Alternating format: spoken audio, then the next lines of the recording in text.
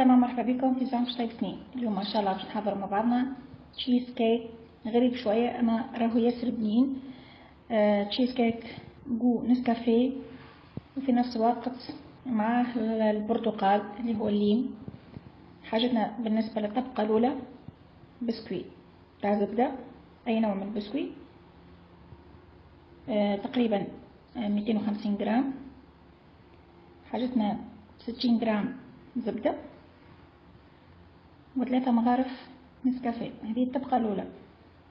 الطبقة الثانية حكة كريم فريش، جبن كويستو نتاع سبيسيال معناها للتشيز كيك، 100 جرام سكر، عظمتين وقشور نتاع برتقانة.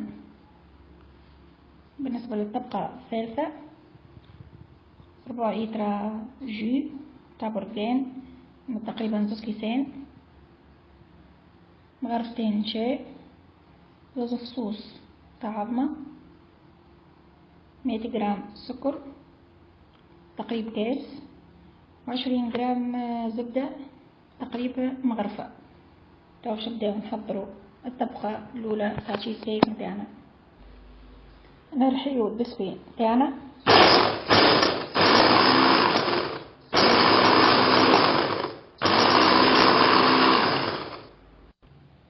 تو بعد ما رحينا البسكويت نزيدو نسكافيه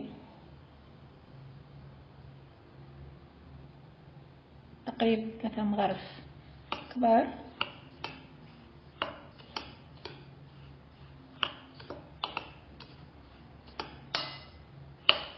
خلطوه بالباهي. وتو بعد ما خلطنا البسكويت بالنسكافيه نزيدوه الزبدة اللي ذوبناها.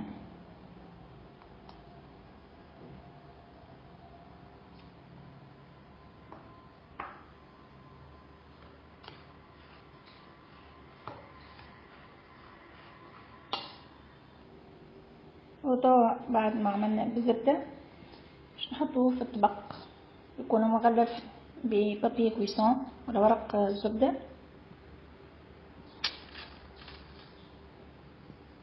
لأننا نحبو نزيدو سكر محور، إذا كان تخاف من مطعم الشوكولا المطعم من النسكافيه يكون قوي، ولا نقصو شوية من النسكافيه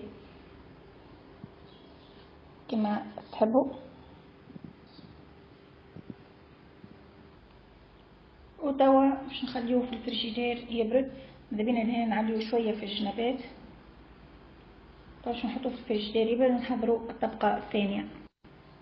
نحطوا العظمتين، نزيد عليهم 100 جرام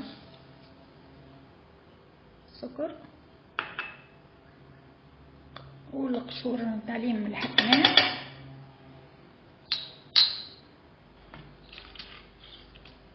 ونركضوا.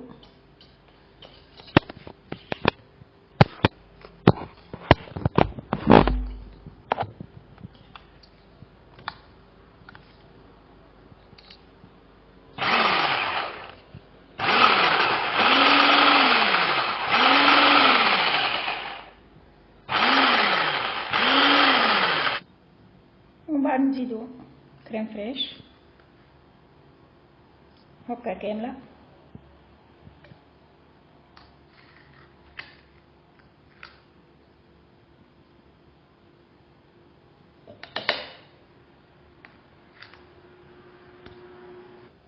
ونزيدو جبن لهنا 2 مربعات كبار تاع جبن كويستو ونركضو. ومن بعد زدنا الكويستو وركضنا الكل مع بعضو.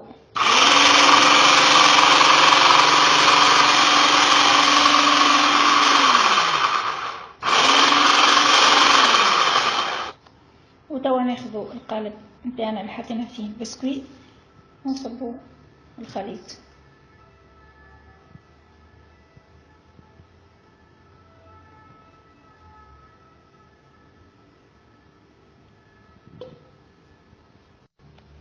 وتوا باش ندخلوه للفور لمدة نص ساعة تقريبا حتى لوين معناها تشد روحها الخلطة الثانية، باش نحطو فوقها الخليط الثالث. الشيز كيك نتاعنا الطبقة الأولى والثانية حاضرين. واش بقانا كنحضروا الطبقة الثالثة اللي هي ناخذوا زوز كيسان تاع عصير برتقال، نزيدوا عليهم 100 غرام سكر، نزيدوا عليهم فصين هضم،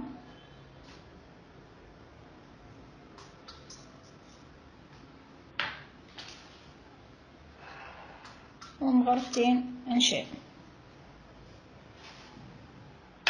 حركوهم الكل بالبارد،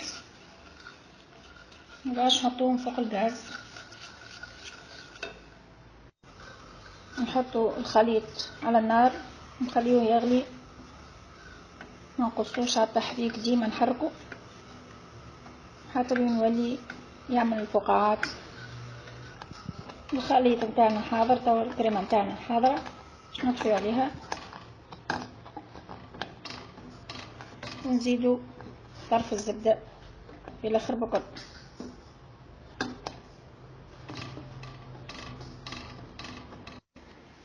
ونصوش نصبو الكريمه فوق شيز كيك نتاعنا.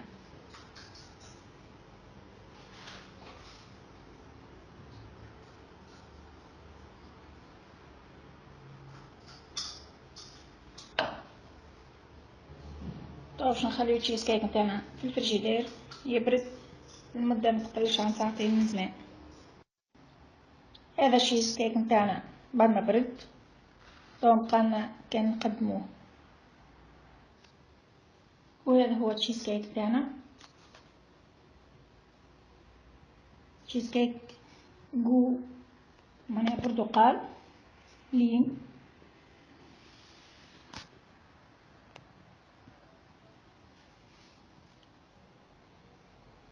كانت معكم الأدمن سامية، وإلى اللقاء في وصفة قادمة إن شاء الله.